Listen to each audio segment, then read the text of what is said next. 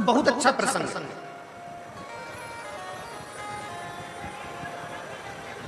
बहुत अच्छा प्रसंग। शिव महापुराण की कथा कहती है ना, अगर व्यक्ति गलती कर रहा है ना तो प्रयास करो उसकी गलती को एकांत में ले जाकर समझाया जाए, उसकी गलती को एकांत में ले जाकर बोला। और व्यक्ति अगर अच्छा कार्य कर रहा है, बहुत अच्छा कार्य कर रहा है, तो शिव महापुराण की कथा कहती है कि यह भी प्रयास करा जाए कि उसकी अच्छाई को जनमानस तक पहुंचाया जाए। पर आज संसार की रीति जरा उल्टी है। संसार की रीति जरा उल्टी है। बुराई को दुनिया के लोग पूरे जनमानस में फैलाते हैं और अच्छाई को दुनिया के लोग दबाकर रख देते हैं। दबाकर। कितना विचित्र है। एक बहू को अगर भोजन बनाना नहीं आता, एक बहू को चाय बनाना नहीं आती, एक बहू को अगर घर संभालना नहीं आता, एक बहू को अगर कोई कार्य नहीं आता, एक बहू को मान लो गाय भैंस संभालना नहीं आई, एक बहू को मान लो घर संभालना नहीं आया, एक बहू को मान लो लैपटॉप चलाना नहीं आया, एक बहू को थोड़ा सा घर का कोई काम नहीं आया। तुमने कहा कि भजिए बना ले, भजिए बनाने नहीं आए, तुमने बोला कि सब्जी बना ले, सब्जी बनाना नहीं आई, रोटी बना ले, रोटी बनाना नहीं आई, नहीं सीखा। हो सकता है पढ़ने में लगी होगी, विद्याध्ययन में लगी होगी, कहीं एजुकेशन में लगी होगी, नौकरी में लगी होगी, नहीं संभाल पाई अपने माता पिता के घर में, वो काम नहीं कर पाई। वो अपने माता पिता के घर में कोई कार्य ना कर पाए, हो सकता नहीं संभाल पाई।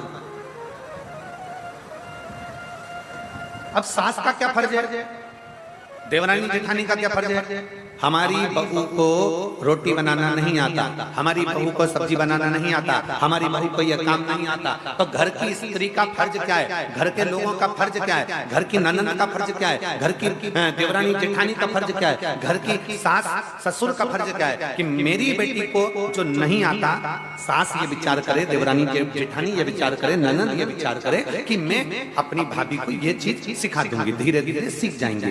पर होता क्या है, चार लोगों में मौसी आई, हमारी मंजली बहू को तो कच्छू ना है, हमारी छोटी बहू को तो कच्छू ना है, हमारी बड़ी बहू को तो कच्छू ना है, मामी आई छोटी बहू को तो कच्छू ना है, काका जी आए हमारी छोटी बहू को कच्छू ना है, हमारी बड़ी बहू को कच्छू ना है, हमारी मंजली बहू को कुछ ना है। बस बुराई बुराई बुराई। अब निवेदन है कि तुमने उसकी गलती को सबसे कहा।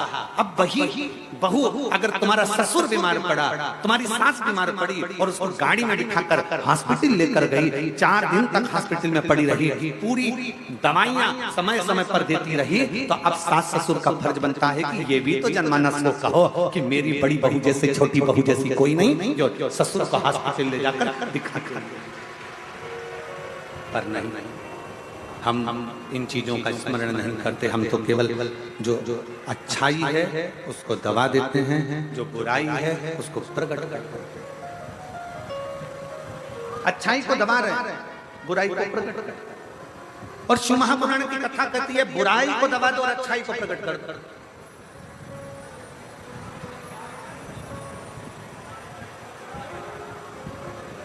हर एक दिन हमारी सासू जी से हंस के बोली जेठानी, राम नाम को सुमिरन कर ले, 2 दिन की है जिंदगानी, 2 दिन की जिंदगी। इतने में सास को इतना बुरा लगा, उसने अपने रिश्तेदारों को फोन कर कर बोल दिया मेरी बहू तो चाहती है कि मैं मर रही हूं 2 दिन बाद,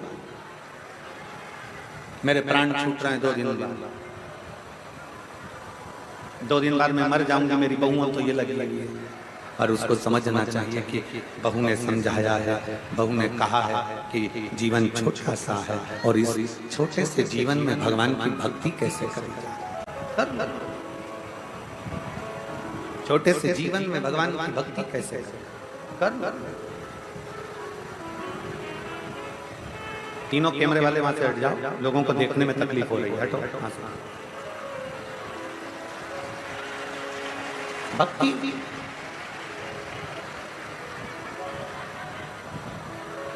शिव को प्राप्त करना,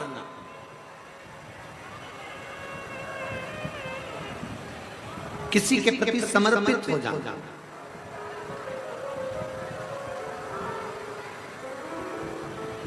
मेरे भोले बाबा को, मेरे शंकर भगवान को तुमसे करोड़ों का धन नहीं चाहिए,